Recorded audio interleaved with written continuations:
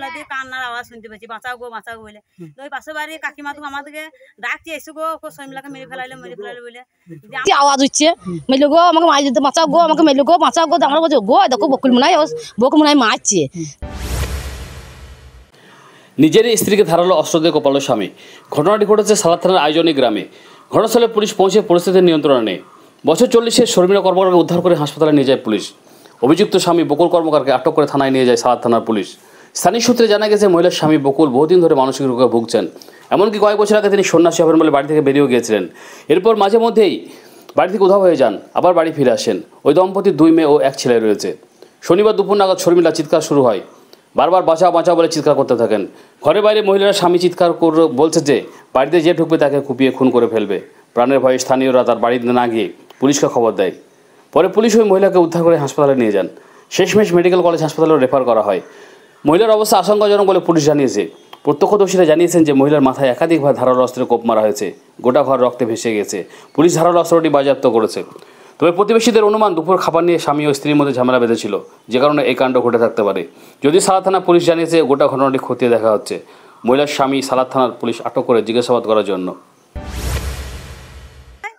আমাদের বাড়ি এলো, দিয়ে ফোনটা দিয়ে গেল ওর যে আহত হয়েছে শর্মিলা দি বললো যে ফোনে পয়সা নাই, কথা বলতে হয়তো মা দেখে। না ফোনে আমার পয়সা নাই। এখানে কথা বললে রান্না হয়ে গেছে, আমি বললাম হ্যাঁ রান্না হয়ে গেছে। বলছে ভাত দিয়ে গা, তাই বললো। দিয়ে আমরা সব ভাত খেতে বসে গিয়েছি। দিয়ে 5 মিনিট পরেই তখন ওই শর্মিলা দিয়ে কান্নার আওয়াজ শুনতে পাচ্ছি, বাঁচাও গো বলে। তো ওই পাশের বাড়ি কাকিমা তো আমাদেরকে ডাকছে, এসো গো শর্মিলাকে মেরে ফেলাইলো বলে। দিয়ে আমরা তখন দৌড়ে এই কাকিমা আর ওই একটা যা সবাই মিলে আমরা চলে গেছি। বাড়িতে আমাদের এখানে বেটা ছেলে কেউ নেই। দিয়ে তারপর তখন সব কাজে গিয়েছে ধান পোতার সময়।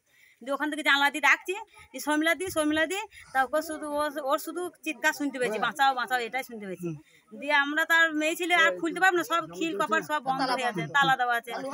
দিয়ে তখনই খুলছে না বলে এই কাকিমা তখন আবার গাঁ দিয়ে গিয়েছে, গাঁয়ে লোক ডাকতে গিয়েছে, মেম্বার বাড়ি গিয়েছে। মেম্বার আবার থানা থেকে ফোন করে, পুলিশ এলো। দিয়ে পুলিশ এসে গেট খুললো। তারপর দেখি শর্মিলাদের অবস্থা। কি দেখলেন আপনি? আমরা দেখলাম রক্তপাত, ও বেরিয়ে আছে। কোথায় আঘাত লেগেছে? মাথায় আঘাতটা দেখছি, আমি সম্পূর্ণ দেখতে পাইনি, দেখি নাই, দেখতে পাওয়া গেছে না। ওই মাথাটাই দেখলাম, কি দিয়ে মেরেছিল? এবার কি দিয়ে মেরেছে মানে বাইরে থেকে আওয়াজ পেয়েছি, মনে করেন জানলা ধারে আমরা ডাকছি, খুলছে না বলে চুটানো আওয়াজ পেয়েছি। 3 থেকে 4 বার চুটানো আওয়াজ পেলাম। দিয়ে একবার চুটানোর পরে ওর আওয়াজ বন্ধ হয়ে গেল। তখন আমরা কাঁদতে লেগেছি, বাঁচাও গো বলে। তখন এই কাকিমা তখন গায়ে লোক ডাক চলে গিয়েছে, আর আমরা দাঁড়িয়ে আছি। আমাদের কাদা যদি দেখেন তাহলে মাথা খারাপ হয়ে যাবে। কাদার জন্য আমাদের শর্মিলা দি ইয়ে হয়ে গেল। তারপরে এখান থেকে উদ্ধার করে চিকিৎসার জন্য নিয়ে গেলেন, তাই তো? চিকিৎসার জন্য সালা নিয়ে গিয়েছে, সালা থেকে কান্দি ট্রান্সফার করেছে। এখন কেমন আছে? খবর পাইনি, এখন কে আছে বলতে পারছি। আর কয় ছেলে মেয়ে? 2 মেয়ে 1 ছেলে। মেয়ে 2টো বিয়ে হয়ে গেছে, ছেলেটা 10-এ পড়ছে, কাটার কোচিং এ ভর্তি হয়েছে, আর্মির কোচিং এ ভর্তি হয়েছে। গৃহবধূর নাম কি? যা হতো শর্মিলা কর্মকার। স্বামীর নাম? বকুল কর্মকার। বয়স কত হবে ওনার?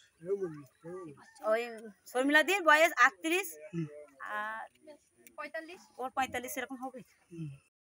বিশেষ হয়তো দিন 2টোর সময় ঘটনা। আমরা পাড়াতে আছি, বোটা একবার নামের বাড়ি এলো, যে মানে ও ছেলেটা কাটাতে কোচিনে ভর্তি হয়েছে।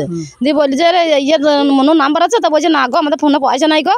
দিয়ে ফোনটা দিয়ে ও চলে গেল। বলি তোমার দাদাকে ভাত দিয়ে গা, ওর নাম বকুল কর্মকার। দিয়ে বোট আর মেয়ের নাম শর্মিলা। দিয়ে ও ভাত দিতে গেল।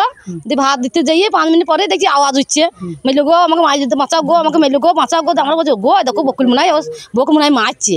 দিয়ে আমরা দৌড়ে কেউ থেকে ডাকতে লেগেছি, আমাদের বেটা ছিলেন না কেউ, সব মাঠে গেছে 2টোর সময় ঘটনা। দিয়ে তখন আমরা মাঠের লোক ডাকছি, দেখি লোককেও মেয়ে ছেলে আমরা ইয়ে করতে পারছি না। বলছি আজ যে আসবে তাকেও খুন করবো। তা আমি ছুটছুটে আমি মেম্বার বাড়ি চলে গেছি।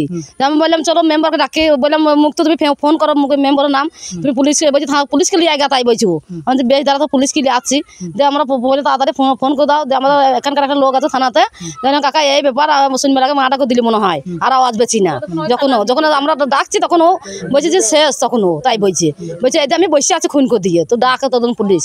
আমরা তখন তাদেরকে ফোন করে দিলাম যে এই তো দিয়ে তারপরে পুলিশ এলো, পুলিশ এসে শর্মিলাকে কি কারণে কোনো ঝামেলায় ঝগড়াই শুনতে পাইনি আমরা। মানে হয়তো কোনো ইয়ে নাই, 1 মাস ও মানে সংবাসে ঘরে ভরা ছিল 1 বছর, একটু সাধু সাধারণের লোক ছিল ও। দিয়ে 9 বছর ও মানে এই ঘটনা ওর দিয়ে এই তো 1 মাস এসে বাড়ি এসেছে। না এখানে কিচ্ছু হয় না, যতদিন বাড়ি এসেছে মানে যেমন স্বামীকে ভাত দেয়, ভালো থাকে, ভালো ব্যবহার এরকমই চলছে। হ্যাঁ শর্মিলা হয়ে সব কর্মকার, বকুল কর্মকার। ও 2 মেয়ে 1 ছেলে। তারপরে এখানে আহতের পরে কোথায় নিয়ে গেলে এরা লিয়ে খাই সারাল লিয়ে গেল, সারাল থেকে আমরা কান্দি। এখন কেমন আছে? এখন আমরা খবর পাইনি এখনো।